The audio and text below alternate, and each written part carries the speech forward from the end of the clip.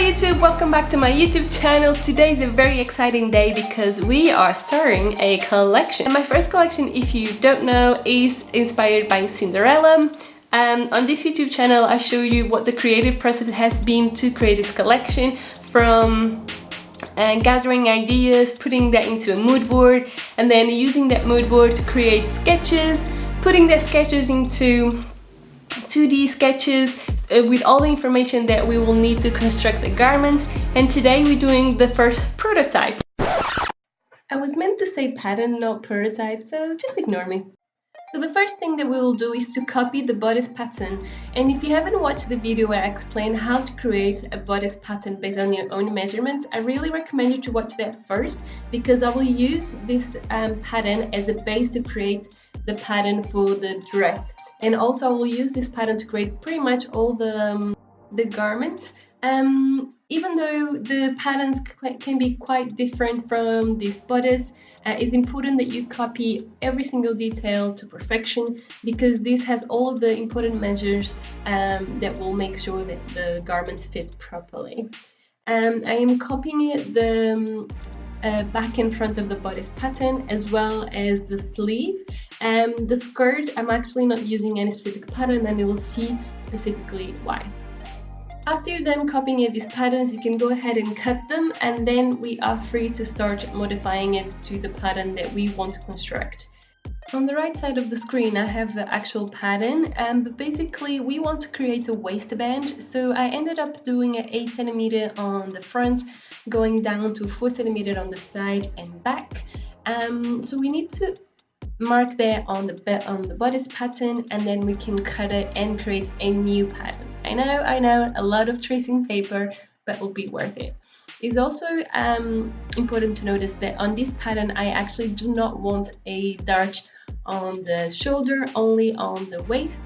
So when marking the new pattern, you'll see later on, I won't do the dart on the top.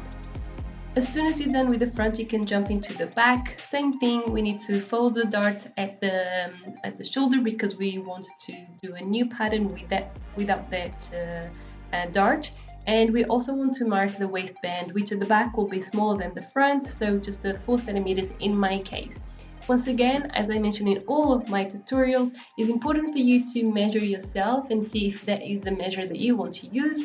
If you have a slightly larger area on your belly, probably you want to have a larger waistband, and the opposite, if you have a smaller waist than I do, then probably go for a smaller waistband. This all depends on your own measurements. Next, we're going to jump into the sleeve, and this is probably the trickiest part of the I wanted my sleeve to be a 4 cm short sleeve, so that means that from the arm point I'll measure 4 cm. You can go as longer and as shorter as you want. After you cut the original pattern, you can go ahead and draw some vertical lines. I did a 2 cm line, and then you can cut it up almost until the head of the sleeve. So you don't cut it loose, you just cut it almost until the edge, and this will allow us to open the sleeve and create the butterfly sleeve that this pattern requires. I want to mention as well that obviously this pattern is very small. I'm doing by scale, which means that if I multiply all of these measures by 4, I'll have my own pattern based on my own measurements. And this is just an easier way for me to show you exactly the process. If I was going to do with my actual pattern, it would be quite difficult to record and explain what that looks like. As you can see, I'm copying it out the sleeve, but it's important when you do this that you either glue it to your paper or you pin it, because you want to make sure that this is perfect. I didn't do it because obviously I'm doing just a replica, but it's important that you do that and make sure that the sleeve is correctly copied. Here I'm also modifying the neckline on my dress. Obviously I had a regular neckline on the bodice pattern, and here I wanted a deep V-neck. So I just measured until the waistband and connected that to the shoulder point, and that was pretty much it. I just wanted to mention one last thing about the sleeve. The reason why we do it this way is because we want to change the bottom of the sleeve but not the sleeve head, because that would modify the fit on the garments later on. Now we are jumping into the skirt. As I mentioned, the pattern for this skirt is a little different, and the only measurement that you need is your waist. With the waist measurement, we're gonna calculate the radius. I have here the calculations that we're gonna need to do. So in my case, I'm a 69 centimeters of waist, and then we have to basically divide it by twice the P number, and this will give us our radius. With that measurement, in my case, it came to 10.9. I rounded up to 11 centimeters. We're going to measure from the corner of the pattern the 11 centimeters and create kind of a quarter of a circle. And the reason why it's a quarter of a circle is because we need to fold our fabric, and in this case the tracing paper for the pattern, in 4. So that means that we do 2 folds, one half and another again half. Most of the times this fold will mean that you won't be able to do a very long skirt. So if you're doing like until the knee, you probably have enough fabric to do this pattern, because the fabrics normally come from 1 meter to 2 meters width. So when you do the fold, you still have enough to create a knee length skirt. But in this case, we are creating a length that is too long for the fabrics. Obviously, I'm making it by scale, so in this case, I can do the full measurement. But if you're doing on a fabric, which will be in the end the case, what I suggest is to you to divide that radius measurement by 2. So you, in my case, will be 5.5 centimeters, and then do this pattern exactly the same way twice. So instead of having, when you open it up, instead of having a full circle, you'll have half, and then you have to create another half. I know this might sound very complicated, but if you click on the link below where I have the link for my website, I explain very detailed what's the best option for you, depending on what style you're going for, and how to calculate every single step. And it's much easier when you actually follow those steps on written than actually by video. But basically, if you're doing a long skirt, as I am doing here, I recommend you to divide your radius by 2 and do the measurements exactly as I am doing here with that divided measurement. And then after you find the first quarter of a circle, you're going to measure from that line that you just measured, not from the corner, from that line that you just measured, the half circle or quarter of a circle. You're going to measure the length that you want for your skirt. So in my case, it was 1 meter length, because I'm quite of a short girl. So you just do that measurement to get the quarter of a circle. So if you open the pattern, then you will have like a half skirt, and then you just need to do this pattern again once more to create the full skirt. And the last thing left to do is to cut up the pattern. Obviously here I didn't do the folds because I just wanted to show you how to do the measurements and the pattern.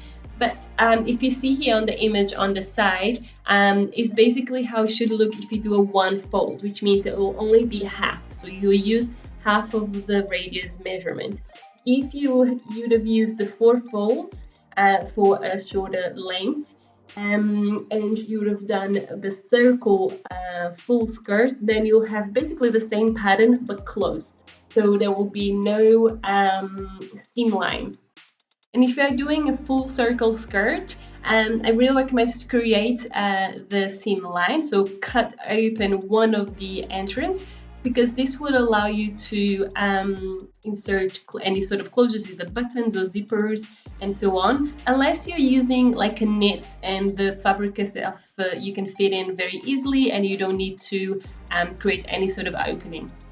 So as you can see, for this pattern we need 6 pieces to construct the pattern. So 2 for the front bodice, 2 for the back, 1 for the sleeve and 1 for the skirt. In here obviously I have the 2 just to explain how the skirt should look like, but at the end you only need 1 pattern because they are exactly the same. Another thing that I want to mention is it's important that you make sure that you add any extra seam lines and so on for on the radius if you want to cut it open. As I mentioned, if you do something like a knit, you don't really need to do this, or an elastic fabric that is easy for you to put on and take it out. But if you are making this specific pattern, you're gonna need to add some seam allowance. So as you can see on the image of the skirt, you can see a gray line and then an extra white line on top of it. So this basically is my seam allowance. So I added 2 centimeters seam allowance on each side, and I also added 1.5 centimeters for the button closure, which obviously will go on top of each other. So that means on top of these 11 centimeters of the radius of my waist, I had to add 7 extra centimeters. And another thing that I ended up doing, because I felt that it gave a little bit more life to the skirt, I added another 8 centimeters for darts. So that means I have 4 darts of 2 centimeters each on both the front and the back. So two darts on the front of 2 centimeters and 2 darts on the back of 2 centimeters. So and I added an extra 4 centimeters to the radius measurement.